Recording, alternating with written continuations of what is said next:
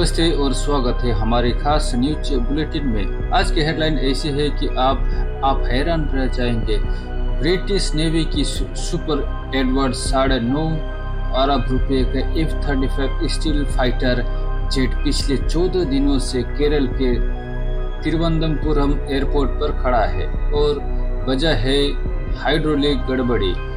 जी हाँ, ये hi tech jet आसमान छूने के बजाय जमीन पर अटक गया है। तो चलिए इस अनोखी कहानी और ये करीब से जानते हैं। 14 जून को करल रॉयल ब्रिटिश नेवी का F-35B लाइटिंग 2 जो उनके HMS prince of Wales carrier strike group का हिस्सा है, कम ईंधन और खराब मौसम की वजह से तिरुवनंतपुरम अंतर्राष्ट्रीय हवाई अड्डे पर इमरजेंसी लैंडिंग करने को मजबूर हुआ।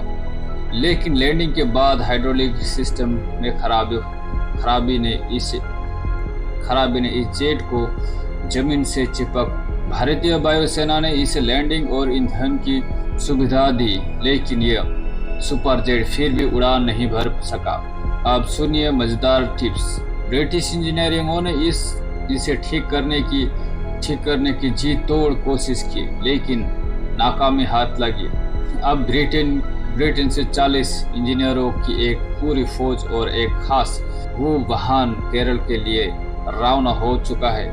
ये टीम एयर इंडिया के MRO हैंगर में इस जेट की मरम्मत करेगी। लेकिन रुकिए, कहानी में और भी मसला है।